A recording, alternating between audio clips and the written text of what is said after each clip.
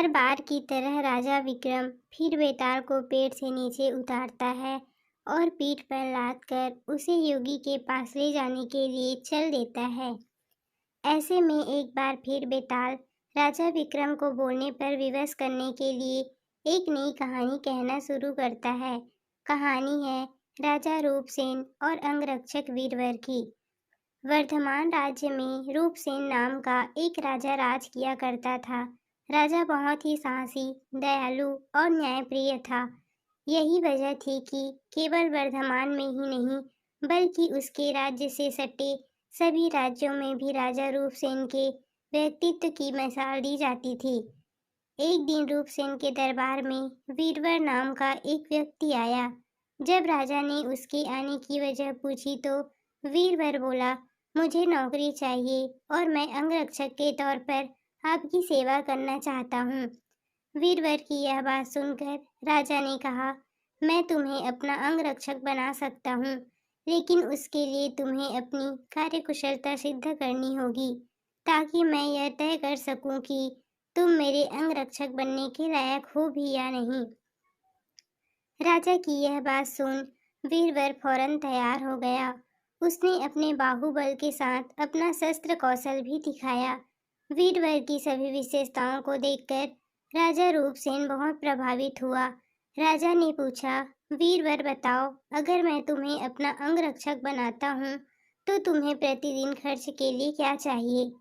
राजा के इस सवाल पर वीरवर बोला, महाराज, आप मुझे 1000 तोले सोना दे देना। वीरवर का इतना कहना था कि दरबार में मौजूद सभी लोग हैरान होकर वीरवर की ओर देखने लगे।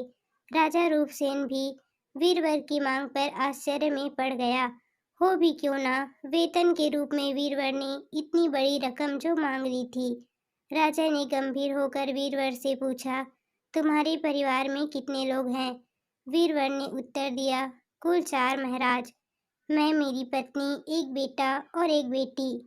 वीरवर का जवाब सुन राजा ने मन में ही सोचा कि आखिर 4 लोग के भरण पोषण के लिए इसे इतने धन की क्या आवश्यकता। फिर कुछ सोचकर उसने वीरवर को 1000 तोला सोना प्रतिदिन बतौर खर्च देने की बात मान ली। काम सिर्फ इतना था कि उसे हर रात राजा की सुरक्षा के लिए राजा के कक्ष बाहर पहरा देना था। राजा यह जानना चाहता था कि वीरवर इतने धन का क्या करेगा। उसने वीरवर को 1000 तोला सोना देकर रात में नौकरी पर आने को कहा और गुप्त रूप से कुछ सैनिकों को उसके पीछे लगा दिया। वीरवर नौकरी और मनचाहा वेतन पाकर बहुत खुश हुआ। वीरवर सोना लेकर खुशी खुशी घर गया और आधा सोना ब्राह्मणों में बांट दिया। बाकी जो आधा बचा उसके 2 हिस्से किए। एक हिस्सा वैरागियों, सन्यासियों और मेहमानों को दिया। फिर बचे हुए सोने से अनाज मंगाया और बढ़िया पकवान बनवाए। तैयार पकवान को पहले गरीबों को खिलाया और फिर उसके बाद जो बचा उसे अपने परिवार के साथ मिल बांट कर खाया। वीरवर की निगरानी कर रहे सैनिकों ने यह सारा नजारा देख जाकर राजा को बताया। राजा को यह जान संतोष हुआ कि उसके द्वारा दिए धन को वीरवर अच्छे काम में लगा रहा है। अब राजा को यह देखना था कि वीरवर अपने काम में कितना खरा उतरता। वीरवर जब महल पहुंच राजा के कक्ष के बाहर पहरा देने लगा तो राजा सोया नहीं। राजा पूरी रात चुपके से जांच करता रहा कि वीरवर अपना काम कितनी ईमानदारी से करता है। राजा ने पाया कि वीरवर बिना पलक झपकाए पूरी मुस्तैदी से कक्ष के बाहर पहरा दे रहा था। वीरवर की ऐसी कर्तव्यनिष्ठता देख राजा बहुत ही खुश हुआ। वीरवर प्रतिदिन इसी तरह सूरज ढलते ही महल पहुंच जाता और राजा की सुरक्षा में तैनात रहता। जब भी राजा को किसी भी चीज की जरूरत होती, वीरवर हमेशा हाजिर रहता। ऐसे ही देखते देखते कई माह गुजर गए। एक रात कुछ अजीब घटना घटी। राजा ने आधी रात किसी स्त्री की रोने बिलखने की आवाज सुनी। स्त्री की आवाज सुन राजा बहुत हैरान हुआ। राजा ने वीरवर को बुलाया और कहा, जाओ और पता लगाकर आओ कि इतनी रात को कौन रो रहा है, साथ ही उसके रोने की वजह भी मालूम करना। राजा का आदेश मिलते ही वीरवर वहां से फौरन उस स्त्री के रोने का कारण जानने के लिए निकल पड़ता है।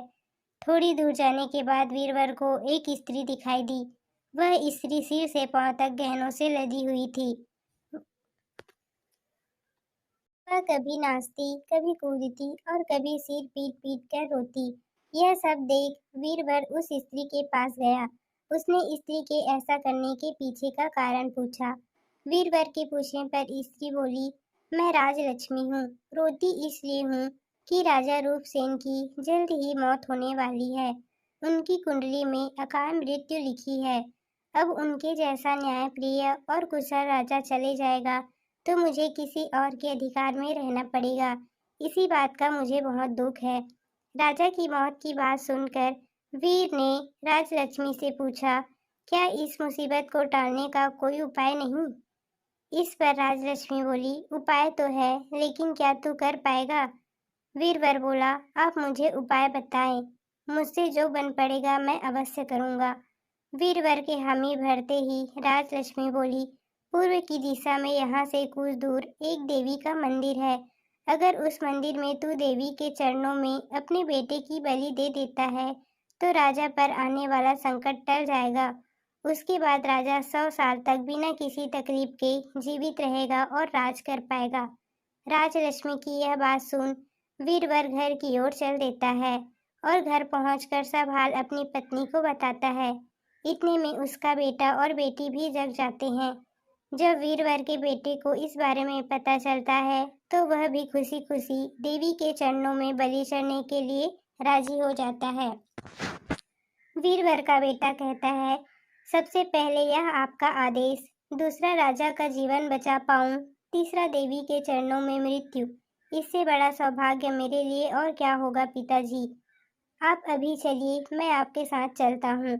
बेटे की यह बात सुन वीरवर अपने पूरे परिवार के साथ चल देता है और देवी के मंदिर पहुंच जाता है। मंदिर पहुंच वीर ने अपनी तलवार निकाली और कहते हुए, माँ यह बलि स्वीकार करो और मेरे राजा को लंबी आयु प्रदान करो।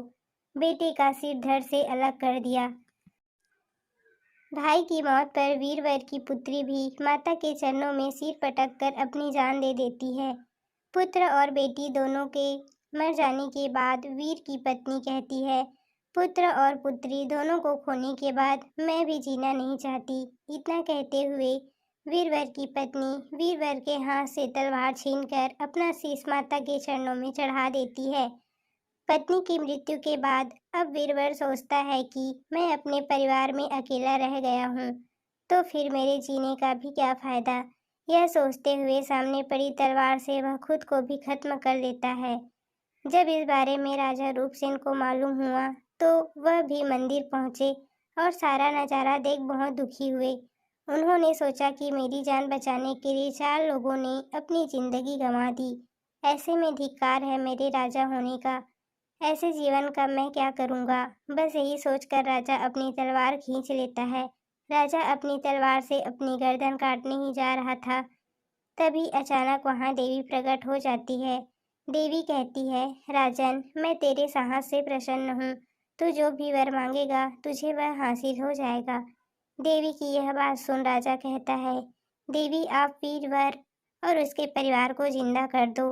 देवी तुरंत वीरवर और उसके पूरे परिवार को दोबारा जिंदा कर देती है। इतना कहकर बेताल बोला, बताओ विक्रम, इन सब में सबसे बड़ा बलिदान किसका? विक्रम बोला, बेताल सबसे बड़ा बलिदान राजा का हुआ। बेताल ने पूछा, वो क्यों? विक्रम बोला, सुनो, पिता की आज्ञा का पालन करना पुत्र का धर्म होता है।